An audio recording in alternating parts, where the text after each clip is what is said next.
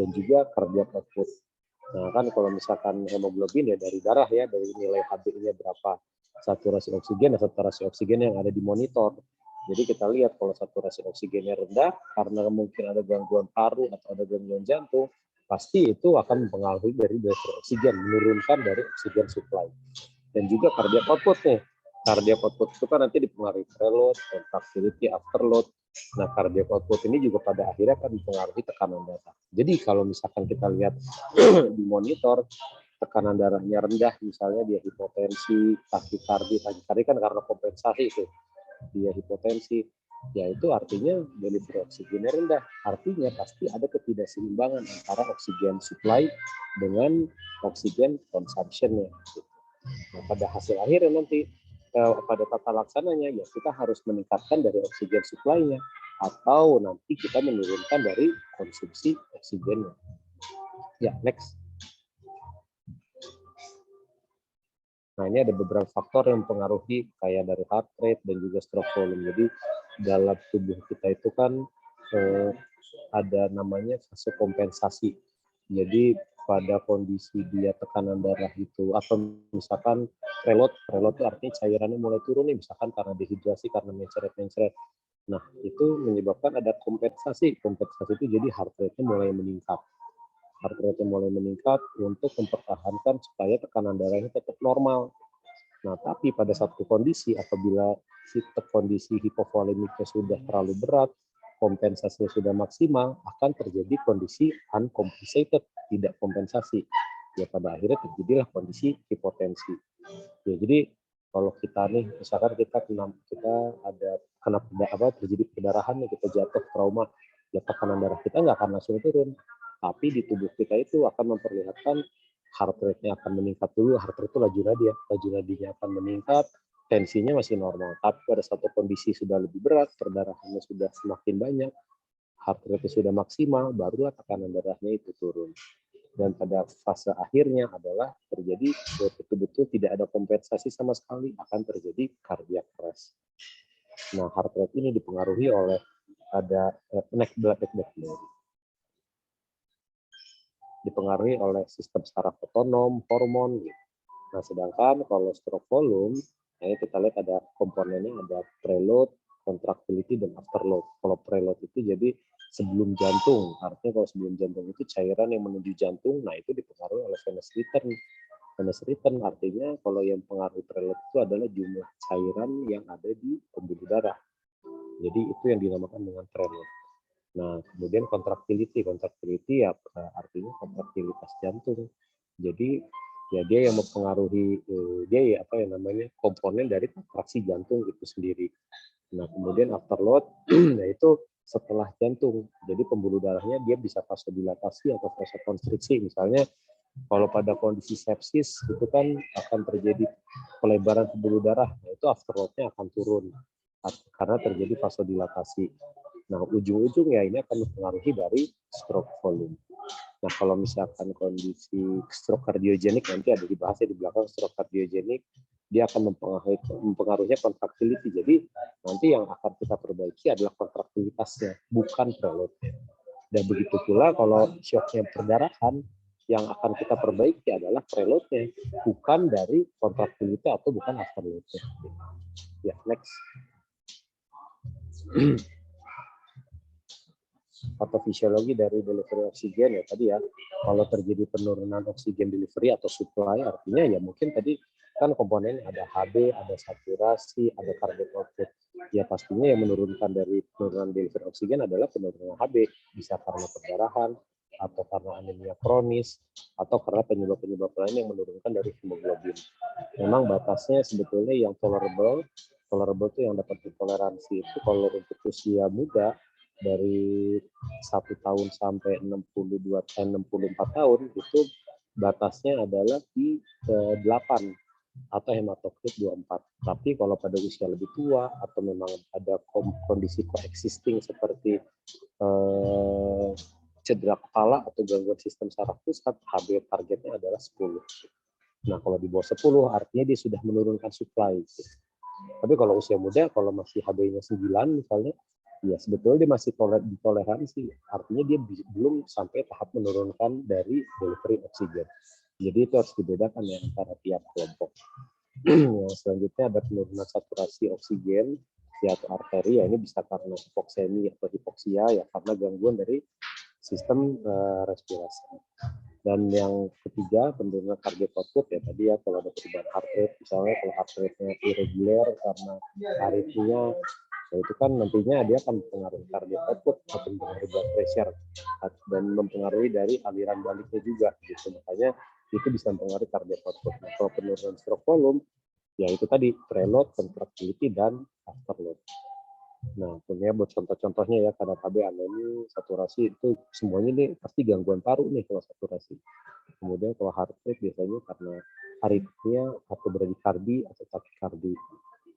Nah, kalau stroke volume ya bisa karena pneumotorak atau memang karena gangguan jantung atau memang karena ada tamponade. Ya, oke, ya jelas ya untuk ininya ya. Kita lanjut lagi next. Nah, yang kedua, tadi kan keseimbangan antara oksigen supply dengan konsumsi. Nah, konsumsi ini adalah VO2. VO2 itu adalah pengambilan oksigen dari sistem sirkulasi untuk metabolisme aerob. Dan rumusnya sebetulnya ya ini mah dikurangin antara delivery oksigen dikurangi dengan RO2 gitu. Jadi pada hasil akhirnya kardiak 13,4 dikali cardiac output dikali HB dikali saturasi oksigen dikurangi SpO2. SpO2 itu saturasi vena, saturasi sentral, saturasi dari vena. Nah, komponennya ya metabolisme, kondisi klinis, pemberian obat, prosedur, dan aktivitas. Jadi kalau nanti kita lihat yang apa saja yang meningkatkan oksigen consumption, ya misalnya next ya. Nah, bisa kita lihat nih, ternyata banyak nih hal-hal kecil saja ini bisa meningkatkan konsumsi oksigen. Seperti bedah minor itu meningkatkan 7%, demam meningkatkan 10% per derajat Celcius.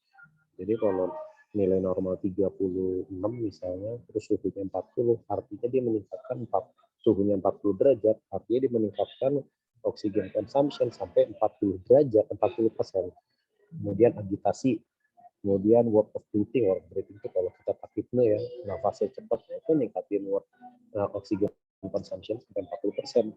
Nah, paling bahaya itu shivering. Shivering itu tinggi banget. Kalau menggigil dia kedinginan, hipotermi, kemudian dia mau mengembalikan seperti suhu semula, akhirnya dia menggigil. Nah, itu meningkatkan oksigen consumption sampai 100%. Nah, bahayanya apa nih? Kalau misalkan oksigen consumption-nya tinggi, tapi supply-nya rendah. Atau misalkan dia pada pasien shock, terus dia menggigil. Atau pasien shock, tapi dia work of breathing-nya tinggi. Ya, pada hasil akhirnya akan terjadi kondisi iskemik, jantung. Gitu. Dan juga kondisi gagal di seluruh organ. Nah, hal-hal kecil lain ini seperti memiringkan pasien, fisioterapi dada, turun dari tempat tidur, mandi, itu semua juga meningkatkan oksigen consumption. Jadi kita juga harus hati-hati pada pasien-pasien shock. Ya kita mungkin ya tidak melakukan untuk miring-miring. Kalau miring-miring pun secepat mungkin juga, dan juga harus sangat berhati-hati. Nah, kemudian kalau kita lagi pasien shock, ya sebaiknya tidak dilakukan tindakan fisioterapi gitu untuk pasien. Nah, jadi kita harus ya mempertimbangkan semua tindakan kita di ICU, ya kita lihat dari kondisi pasien. Next.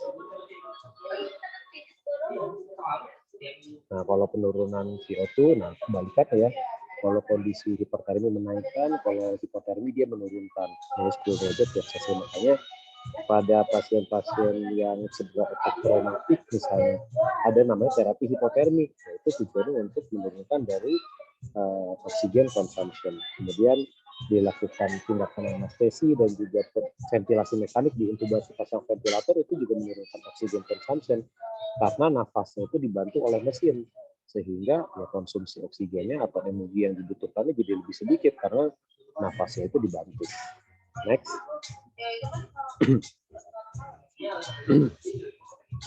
Nah, mekanisme shock, jadi ya itu tadi penurunan dari suplai oksigen atau peningkatan konsumsi oksigen.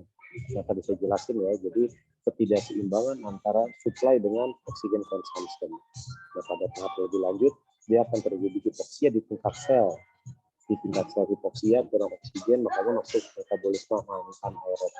Pada kondisi metabolisme anaerob dia akan menghasilkan, nanti kan kalau ya aerob menghasilkan ATP yang 32 ATP ditambah bla bla bla gitu. Nah, kalau misalkan anaerob akan menghasilkan ATP-nya lebih sedikit. Kalau nggak salah saya lupa 4 atau 6 ya, 4 atau 6 ditambah asam laktat. Nah, asam laktat nanti dia akan meningkatkan pH dan menyebabkan asidosis karena dia bersifat asam.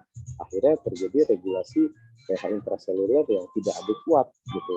Kemudian juga pada kondisi hipoksia seluler menyebabkan edema intraseluler karena terjadi kerusakan sel.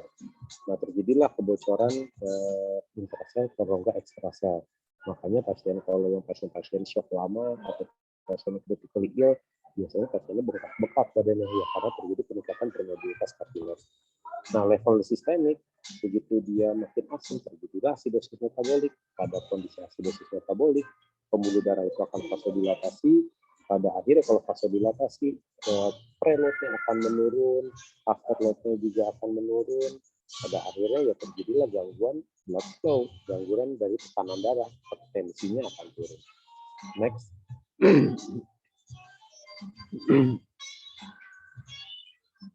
Next. Ini anaerobik back. Ya, seperti ya, anaerobik metabolisme ya, metabolisme pelepasan laktat, sitokin, prostaglandin. Nah, ini yang tadi saya jelasin ya, terjadi disfungsi sel pada akhirnya, terjadi koagulopati, pokoknya gangguan multiple organ failure, pada akhirnya akan terjadi kematian.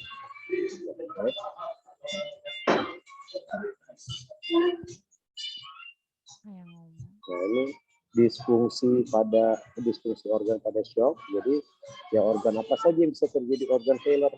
Ya seluruh tubuh sebetulnya. Ini pada central nervous system ya terjadi encephalopathy, cortical necrosis, intinya terjadi secondary brain injury. Pada jantung terjadi tachycardia, bradycardia, pada akhirnya terjadi gangguan kontraktilitas. Ujung-ujungnya akan terjadi hipertensi. Sistem saraf paru, kemudian itu bisa terjadi ARDS, acute respiratory distress syndrome, karena ya UDEM interstisial di paru, ujung-ujungnya paru itu terisi oleh cairan, terjadilah gangguan oksigenasi atau terjadi gangguan difusi oksigen dan karbon dioksida di paru. Kemudian di ginjal terjadi acute kidney injury, ya gagal ginjal akut ya karena apalagi ginjal itu organ yang paling pertama dikorbankan gitu. Jadi pada kondisi hipotensi sedikit aja dia langsung gagal, urin tidak keluar, udah langsung akan merembet ke organ lain. Kemudian ada sistem gastrointestinal, sistem dihepar, kemudian metabolik, hematologik, dan juga sistem imun. Next.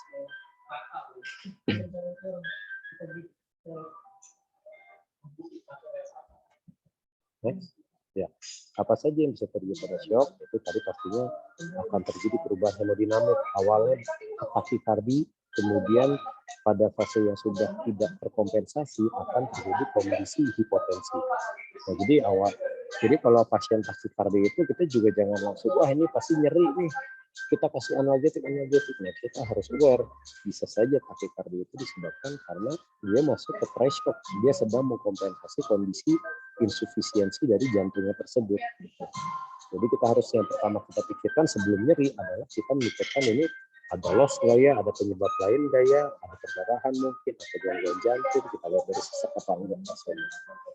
Kemudian peningkatan laboratorium kita lihat dari peningkatan serum laktat. Laktat tadi kan hasil metabolisme anaerob menyebabkan jadi produksi asam laktat. Kemudian penurunan saturasi oksigen channel. Kemudian multiple organ dysfunction syndrome, yaitu kita bisa lihat itu di parameter masing-masing organ. Kayak kalau ginjal kan urin kreatinin, kalau hepar SGP-SGPT, kalau darah itu protein RPPT, kemudian jantung nanti ada NT-proBNP dan lain-lain. Nah, kemudian pada tingkat akhirnya adalah akan terjadi kematian. Next.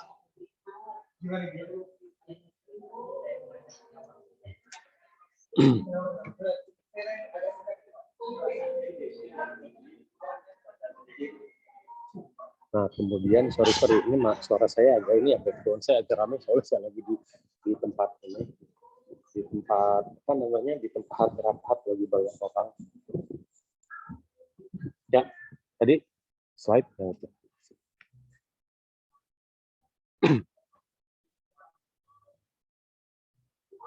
Nah, tanda gejala klinis shock ya tadi ya, dari perubahan kesadaran, pasti perubahan kesadaran kan karena ada gangguan perfusi ke otak nih, otaknya tidak mendapatkan oksigen yang adekuat, sehingga tadi back dulu.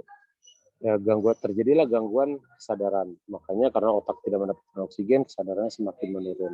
Kemudian takipne nafasnya menjadi cepat. Nah, nafas menjadi cepat biasanya karena mengkompensasi untuk keseimbangan asam basa. Kemarin kan sudah belajar ya keseimbangan asam basa sama Dr. Osman atau Dr. Irwan ya kalau nggak salah.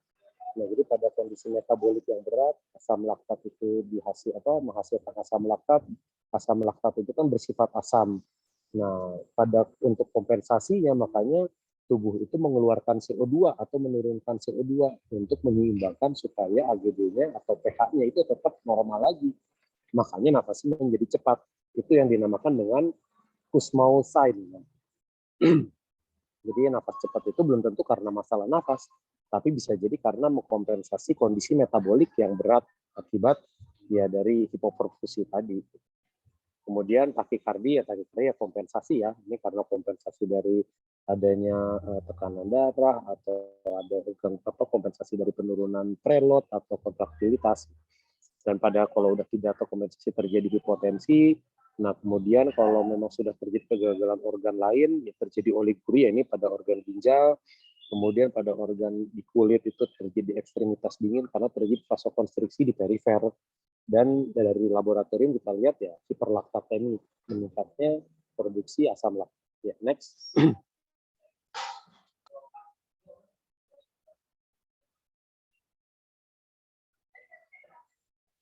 Nah, klasifikasi shock, nah ini ada beberapa, ada 4 sebetulnya. Yang pertama ada shock distributif. Shock distributif ini dibagi menjadi 3, ada shock septic. Shock septic itu karena sepsis ya, karena infeksi bakteri gitu. Nah, kemudian ada shock anafilaktik, ini karena alergi. Kemudian neurogenik itu karena biasanya gangguan dari sistem saraf pusat.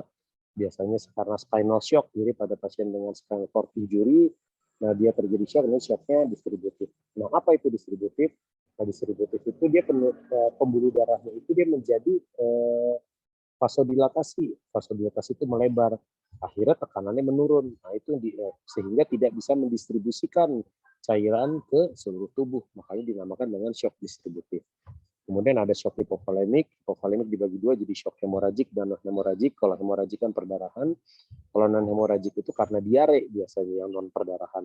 Diare atau yang mencret gitu atau muntah-muntah itu bisa terjadi shock hipovolemik non hemoragik.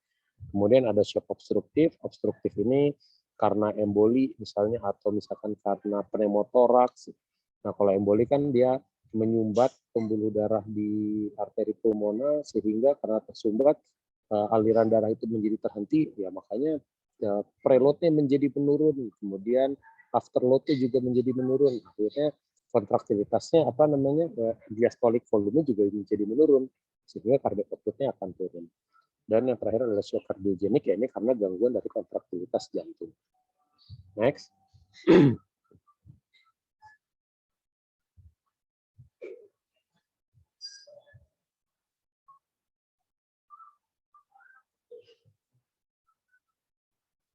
Nah, fisiologi, nah ini tadi ya, kalau rumusnya kan blood pressure sama dengan heart rate, cardiac output dikali SVR. SVR itu systemic vascular resistance. Systemic vascular resistance itu dia adalah kemampuan pembuluh darah, jadi besarnya pembuluh darah, diameter pembuluh darah. Kalau SVR-nya tinggi, artinya pembuluh darahnya dia vascular resistance tinggi, artinya pembuluh darah itu menyempit, dinamakan vasokonstriksi. Kalau misalkan SVR rendah, artinya pembuluh darahnya dia besar, resistensinya itu rendah, jadi pembuluh darahnya besar, makanya itu vasodilatasi. Oke, next.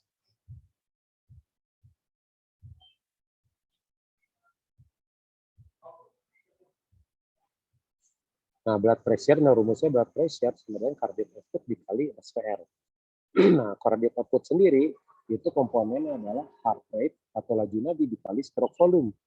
Nah, stroke volume itu komponennya ada 3. dari preload, afterload, dan contractility. Ya tadi sudah kita pelajarin bersama ya, preload itu cairan, aliran balik ke jantung, nah afterload itu setelah jantung, dan contractility itu adalah kontraktilitas dari jantung. Nah ini harus dihafal banget nih supaya kita juga bukan dihafal sih, dimengerti konsepnya, supaya kita juga nggak usah menghafal lagi nanti kayak kalau shock distributif terapinya ini, kalau shock kardiogenik terapinya ini. Nah, dengan kita memahami konsep ini sebenarnya ya kita tidak perlu lagi menghafal karena kita sudah mengerti dari pola pikirnya atau jalan-jalan mekanisme penyakitnya. Ya, oke. Nah, kalau shock hipovolemik ya tadi shock hemoragik ya penurunan volume intravaskular karena blood loss. Ya artinya kalau hemoragik, kalau non hemoragik ya ini karena muntah-muntah atau luka bakar dia ada cairan yang loss yang keluar. Nah, kalau shock hipovolemik artinya kalau berdasarkan rumus tadi, nah yang menurun adalah preloadnya.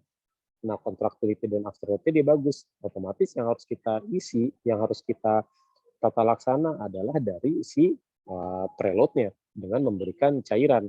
Ya kalau misalkan shock perdarahan kita kasihnya hemoglobin, komponen HB-nya. Kita kasih RC, mau whole blood, atau mau FFP dan lain-lain. Tapi kalau misalkan masuknya non hemoragik, kekurangannya adalah cairan dan elektrolit, kita memberikannya cairan dan elektrolit. Kita kasihnya RL mungkin, atau Widabase mungkin, atau NaCl gitu. Jadi sesuai dengan ininya. Kita lihat ya. Cardiac output-nya yang kurang, cardiac output-nya apa sih yang kurang kalau pada shock hipovolemik? Stroke volume apa? Preload-nya. Preload itu apa? Ya itu tadi cairan tadi. Oke, next.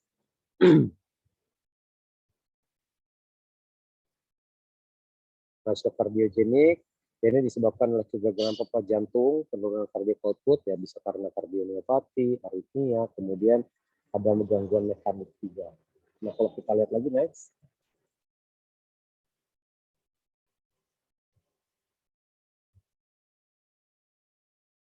Nah, ini yang kita lihat yang berkurang bukan preload lagi sebetulnya. Di sini kalau pada shock kardiogenik bisa karena heart rate-nya yang terlalu tinggi, atau kalau pada stroke volume ya pastinya karena kontraktilitas yang menurun.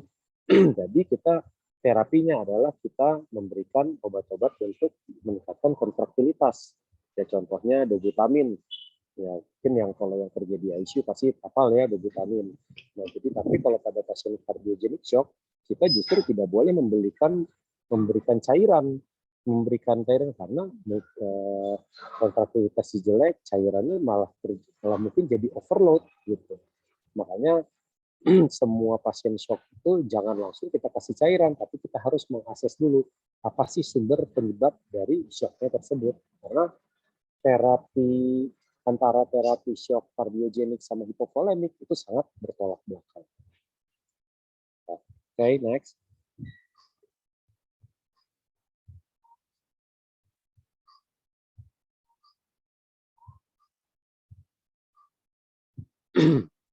Nah, shock obstruktif kegagalan pompa jantung oleh ekstrakardiak, ya ini biasanya karena emboli paru. Gitu. Emboli paru pada pembuluh darah arteri pulmonal, pembuluh darah vaskuler. Emboli itu disebabkan karena tromboemboli atau bisa emboli lemak, atau kalau pada pasien objin itu emboli air ketuban. Nah, itu menyebabkan obstruksi di pembuluh darah, akhirnya ya menurunkan dari preload juga. Nah, terapinya next.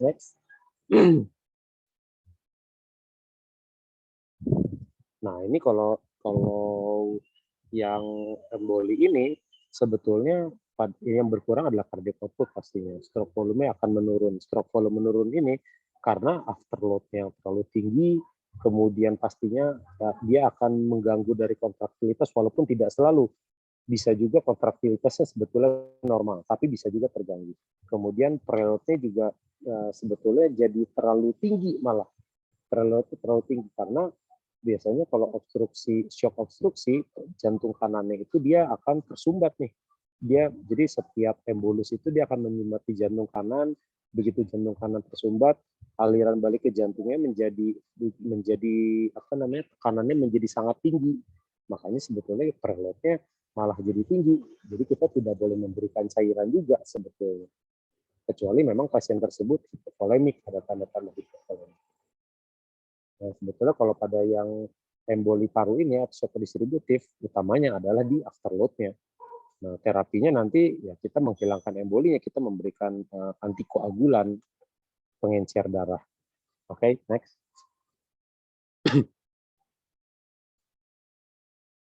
Nah, shock distributif, nah ini ada 3 ya.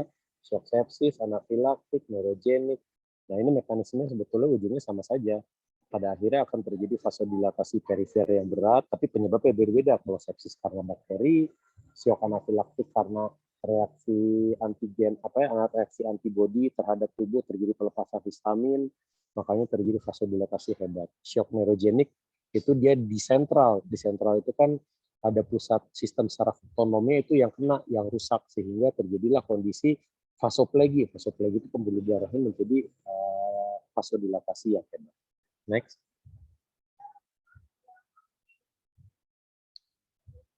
Nah, ini kalau shock sepsis ya, disregulasi respon pasien. Jadi dari infeksi menyebabkan begitu infeksi ada masuk, nanti ada namanya patogen associated molecular pattern. Nah, kemudian nanti dia mengeluarkan sitokin tersebut dia menempel di pembuluh darahnya sehingga menjadi vasodilatasi dan jadi bocor-bocor. Oke, next. Nah, kalau shock anafilaktik dimediasi oleh imunoglobulin E, yaitu tadi ya karena alergi, karena histamin rilis. Sehingga begitu masuk dia histamin rilisnya, dia terjadi pelepasan histamin. Histamin tersebut dia melepaskan ya kayak nitrogen dioksida, itu menyebabkan vasodilatasi sistemik juga. Oke, next.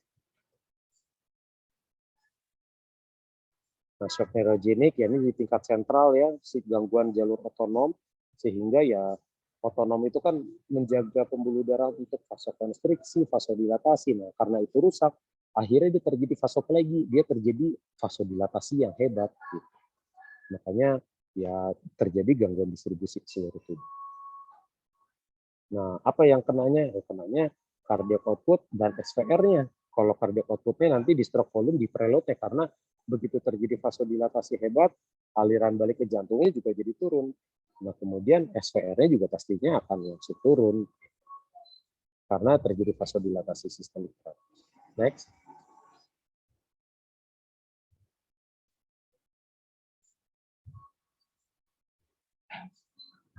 Nah, ini tadi ini mengulang sedikit.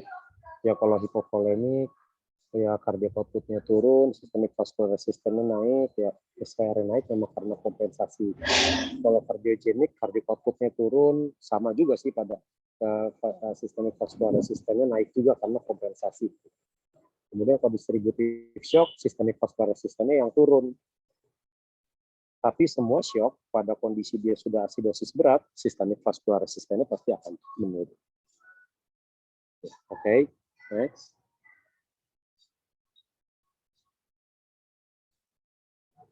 Ya, ini kalau tadi fase-fasenya ya pre-shock itu jadi ada fase kompensasinya, makanya heart rate-nya ya akan naik, tapi tensinya masih normal. Nah, kemudian pada fase selanjutnya terjadi fase shock atau decompensated, ya tensinya sudah turun karena fase kompensasinya itu sudah maksimal. Dan apabila sudah terjadi decompensated, sudah terjadi hipotensi, dalam jangka waktu yang lama akan terjadi disfungsi organ yang irreversible. Oke, next. Nah, apa saja penata laksanaannya? Tata laksananya, jadi ya ABC sih, balik lagi kita mempertahankan airway, jalan nafas, breathing menjaga oksigenasi pasiennya. Karena oksigenasi kan kita tahu tadi ya, itu supply oksigennya, salah satu dari supply oksigen. C-nya sirkulasi, masang IV line, kemudian kita berikan cairan untuk meningkatkan dari sirkulasinya, tekanan darahnya, supply oksigennya juga.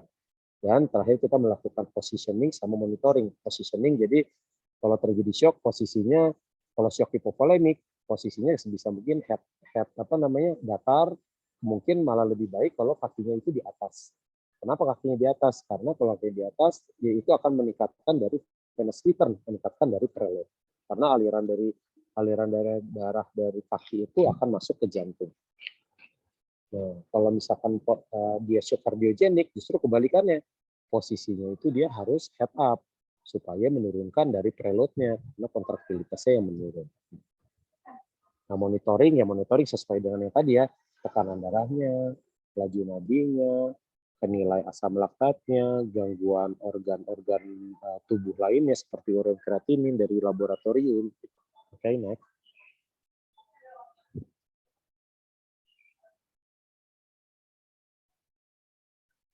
Nah, pasien shock, ya kita lakukan intubasi ventilasi ya tadi ya, intubasi untuk menurunkan dari oksigen consumption, nanti kan menurunkan oksigen consumption sampai 30%.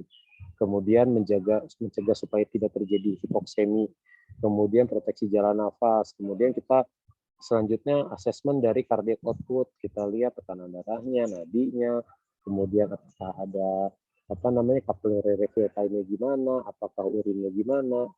Kemudian setelah itu kita lakukan resusitasi cairan apabila memang pasien tersebut membutuhkan cairan pada ya seperti pada shock hipovolemik. Tapi kalau misalkan pada shock kardiogenik, kita posisikan head up.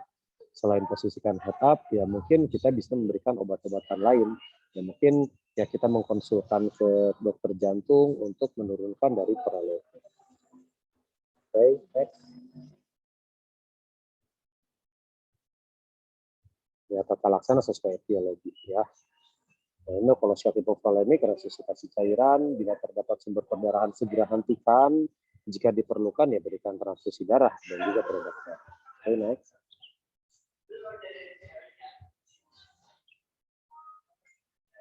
Shock anafilaktik sama prinsip ABC. Kemudian karena terjadi shock distributif, kita berikan obat vasokonstriktor. Makanya di algoritmenya diberikanlah adrenalin. Adrenalinnya biasanya kita berikan intramuskular atau subkutan itu 0,3 mg.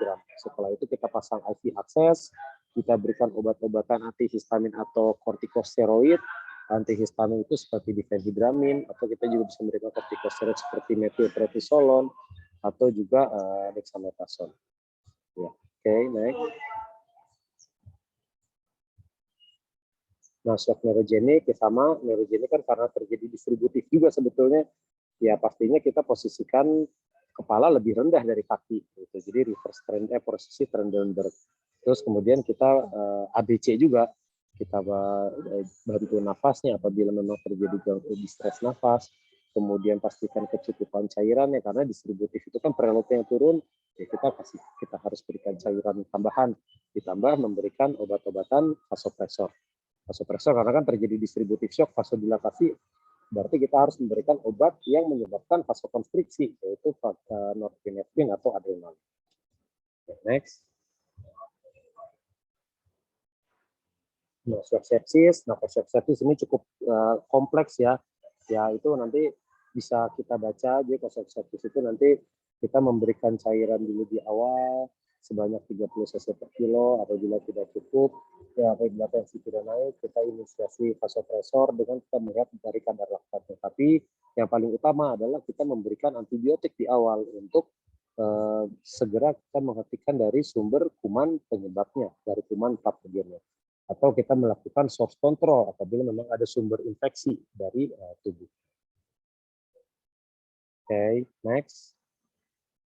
Nah, shock kardiogenik ya sama ABC juga. Ya, tadi kalau sesak pastinya intubasi, kemudian pemberian vasopresor inotropik sih sebetulnya untuk meningkatkan kontraktilitas jantungnya, yaitu dogutamin. Tapi apabila memang tensinya masih kurang dan pasien disertai dengan asidosis metabolik, ya kita bisa memberikan vasopresor dosis rendah. Nah, kemudian ya tadi positioning head up, jadi posisi kepala sebisa mungkin lebih tinggi dibandingkan posisi jantung untuk menurunkan dari preload. Oke, next.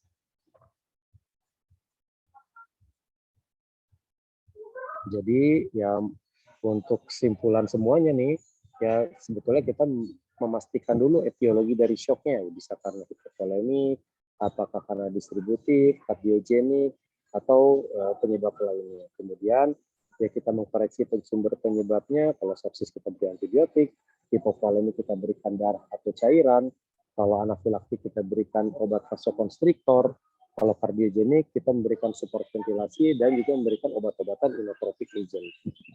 Kemudian kalau misalkan ada insufisiensi kita memberikan steroid. Next. Terima kasih, cukup sekian. Ya, monggo silakan kalau ada yang mau ditanyakan, ya kita masuki fase diskusi.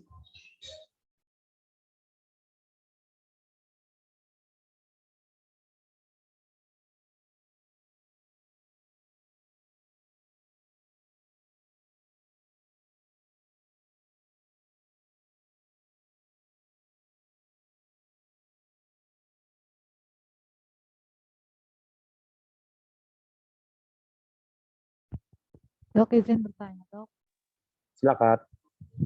Ya, saya tuh masih bingung dengan konsep pemberian antara noradre, kemudian diberikan vasopresin ya, itu, Dok. Terus sama apakah benar dobutamin itu akan membantu kondisi perifer ketika vasopresor dengan dosis tinggi gitu, Dok?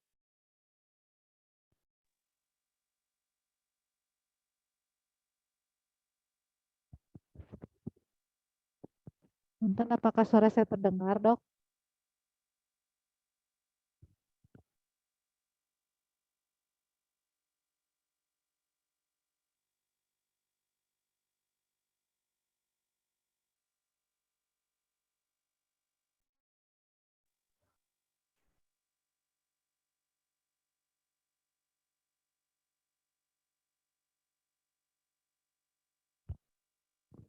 Karena suara saya kedengaran nggak sih?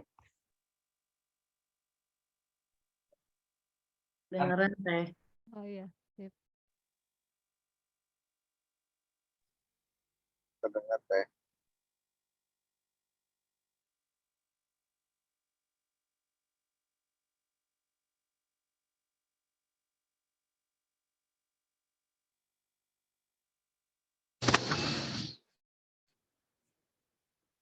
Halo, suara saya kedengaran nggak? Dengar Dengar, dong. Dok. Oh ya. Baru Ya, jadi terdengar kalau ini, Dok. misalkan antara vasopresin sama norepinefrin, jadi kalau sebenarnya kalau norepinefrin itu dia kerjanya di alfa 1, alfa 2, beta 1, beta 2 agonis. Jadi sebenarnya norepinefrin itu dia tidak murni vasokonstriktor. Dia ada efek beta. Beta itu artinya dia ada efek untuk meningkatkan kontraktilitas jantung. Nah, sedangkan vasopresin itu dia murni kerjanya di pembuluh darah. Dia murni untuk menyebabkan hanya vasokonstriksi saja. Jadi murni vasokonstriktor. Nah, tapi pada untuk aplikasinya sebenarnya yang menjadi drug of choice untuk kondisi-kondisi vasodilatasi, misalkan pada sepsis, kemudian pada pasien-pasien shock distributif adalah norepinefrin. Norepinefrin kenapa? Karena norepinefrin itu kerjanya ya di sistem saraf otonom tadi, sedangkan kalau vasopresin kan dia di pembuluh darah langsung gitu. Jadi terkadang ada beberapa pasien yang tidak berespon kalau kita hanya memberikan vasopresin saja. Nah, makanya drug of choice-nya adalah norepinefrin, tetapi apabila sudah diberikan norepinefrin tapi dosisnya sudah tinggi, misalkan di 0,2 atau 0,3, biasanya kita menjadikan vasopresin itu sebagai adjuvan atau tambahan. Jadi terapi vasopresin itu adalah terapi tambahan dari norepinefrin. Ngerti ya? Ya, Dok. Tapi katanya suka ini ya. Kalau misalkan vasopresin masuk, Pak noradre bisa diturunkan gitu, maksudnya gitu. Harus seperti itukah? Atau gimana? Nah, kalau misalkan vasopresin masuk, sebetulnya ya kita menjaga perfusinya bagus dulu nih. Nah, perfusinya bagus, ujung-ujungnya kan semua metabolismenya yang anaerob jadi aerob kita harapkan. Asam laktatnya turun, kemudian asidosisnya menurun, pH-nya jadi normal. Nah, begitu normal kan tekanan darah mulai naik lagi nih. Setelah naik, yang kita winning pertama tetap vasopresinnya lagi. Jadi vasopresinnya kita turunkan, kita hentikan, bukan turunkan sih, vasopresin satu dosis saja sebenarnya di 0,04 internasional unit. Nah itu kalau misalkan vasopresinnya di stop, baru setelah itu baru kita winning dari norepinefrinnya gitu. Tapi target kita adalah yaitu tadi mengembalikan sirkulasi ke aerob lagi. Artinya ya kita dengan parameternya adalah menurunkan dari kadar asam laktatnya gitu. Nah, kedua untuk dobutamin ya, pada pemberian vaskon tinggi? Sebetulnya enggak sih. Jadi dobutamin itu justru sebenarnya bagus untuk perifer. Kenapa? Karena dobutamin itu dia efeknya adalah meningkatkan kontraktilitas tapi menyebabkan vasodilatasi sistemik. Nah, jadi pada kondisi pasien yang sudah terjadi vasokonstriksi perifer tapi sudah bagus gitu ya, kita kasih dobutamin bisa membuka dari perifernya. Cuman dobutamin pun harus hati-hati pada pasien-pasien yang distributif shock atau pasien-pasien yang asidosis berat. Nah, dobutamin kan ada efek vasodilatasi sistemiknya tuh. Nah, itu nanti bisa bikin kondisi tadinya shock jadi makin shock lagi gitu.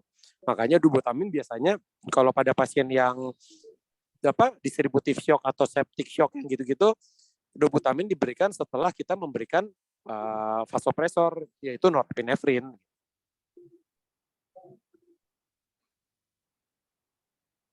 Mengerti ya? Iya, Dok. Terima kasih. Ada yang mau ditanyain lagi?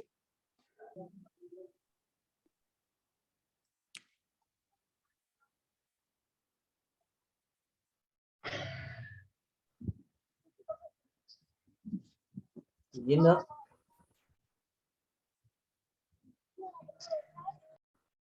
Silakan.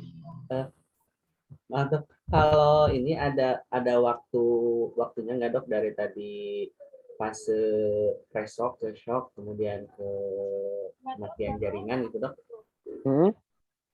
Ada waktunya kan, misalkan kita berapa lama gitu sampai dari Nah, sebenarnya kalau misalkan shock pre-shock nggak ada sih waktu pastinya, nggak ada. Cuman kalau yang pasti yang ada waktunya itu kalau terjadi henti jantung. Henti jantung itu artinya sirkulasinya berhenti.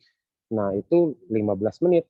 15 menit tidak ada kembali fungsi sirkulasi atau kita tidak melakukan resusitasi, yaitu jaringan itu akan mengalami kematian sel yang irreversible.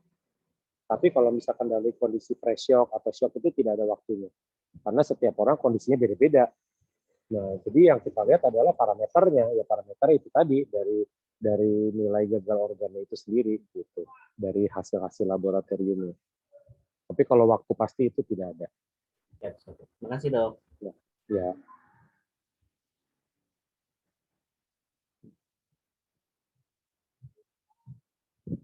Ya. Ada yang mau ditanyakan lagi?